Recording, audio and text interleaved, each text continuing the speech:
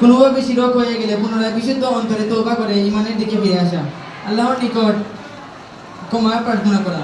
শিরক থেকে বেঁচে থাকার একটি দোয়া হলো আল্লাহুম্মা ইন্নী আউযু বিকা আন উশরিকা বিকা ওয়া আনা আলামু ওয়া আস্তাগফিরুকা লিমা ওয়া আলাম। মুসনাদে আহমদ।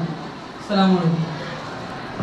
বর্তমানে নিয়ে আসছে প্রথম দল থেকে রিয়া। এই বিষয়টি হচ্ছে হাসরের ময়দান দৃশ্যপাত।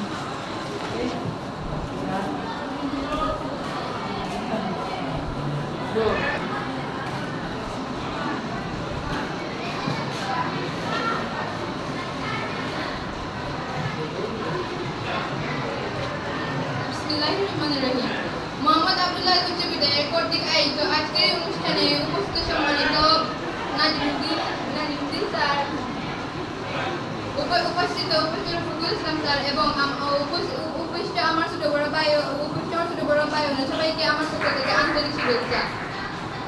আজ আমি কিয়ামতের ধারণা সম্পর্কে ছোট একটি বক্তব্য পেশ করব।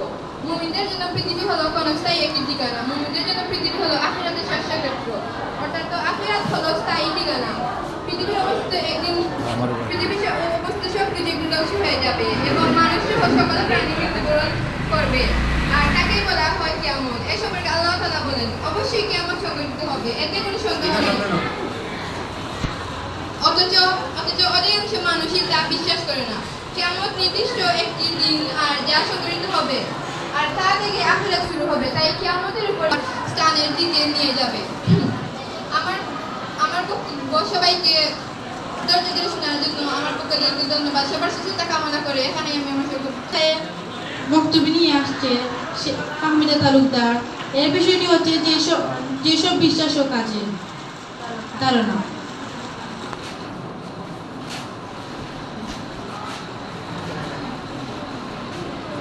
আসসালামু আলাইকুম। মোহাম্মদ আব্দুল্লাহ উচ্চ বিদ্যালয়ের টেকনা শাখার কর্তৃক আয়োজিত আজকের এই অনুষ্ঠানে উপস্থিত আমার শ্রদ্ধেয় শিক্ষক, উপস্থিত বিচারক, মডারেটর। আমার বিষয় যেসব বিশ্বাস ও কাজের মাধ্যমে রাসূলগণের প্রতি আমার ঈমান।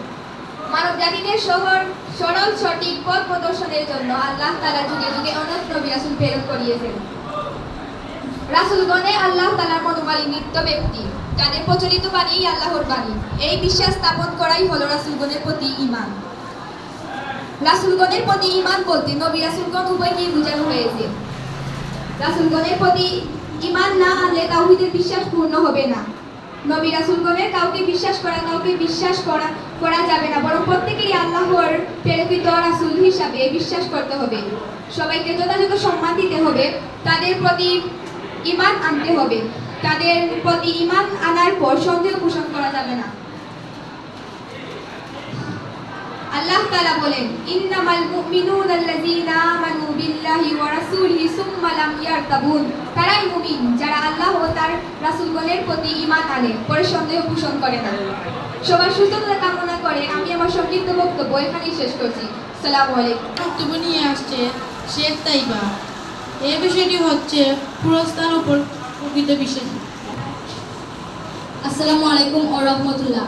আজকের অনুষ্ঠানে উপস্থিত সম্মানিত সভাপতি, আমার শ্রদ্ধেয় শিক্ষকবৃন্দু, আমার প্রিয় সহপাঠী, সবাইকে শুভেচ্ছা ও অভিনন্দন জানিয়ে আমি আমার বক্তব্য শুরু করছি। আমার বক্তৃতার বিষয় পুনরুত্থানের উপর প্রকৃত বিশ্বাস। পুনরুত্থান বলতে পুনরায় উত্থিত হওয়া বা উঠাকে বোঝায়। পুনরুত্থান আবার দেহের সাথে আত্মাকে একত্রিত করে বলে বিশ্বাস করা হয় এবং চর্চা সে কাজে শরীর, মাংস এবং হাড় সম্পূর্ণ হয়ে যাবে এবং অক্ষ হয়ে যাবে, এমন একটি অবস্থা যার মধ্যে আমরত্ব অনুভূত রয়েছে। প্রচলিত ধারণার মধ্যে পুনরুত্থান বলতে মৃত্যুর পর কি আমাদের দিন পুনরায় জীবন লাভ। এই দিনে জীবিত সমস্ত মানুষ মৃত্যুদের মধ্যে থেকে পুনরুত্থান হবে এবং আল্লাহ বিচারের জন্য মুখোমুখি হবে। মুসলমানরা বিশ্বাস করে যে তারা এই দিন পর্যন্ত তাদের কবরে থাকবে, যাকে ভিন্ন নামে ডাকা হয় কিয়ামতের দিন, ইয়াউম আল কিয়ামা, বিচারের দিন, ইয়াউম আদ-দিন। কুরআনের একটি কেন্দ্রীয় নীতি হলো শেষ দিন, যখন পৃথিবী ধ্বংস হয়ে যাবে এবং আল্লাহ বিচারের জন্য সকল মানুষ ও জিনকে মৃত্যু অবস্থা থেকে জাগরিত করবেন।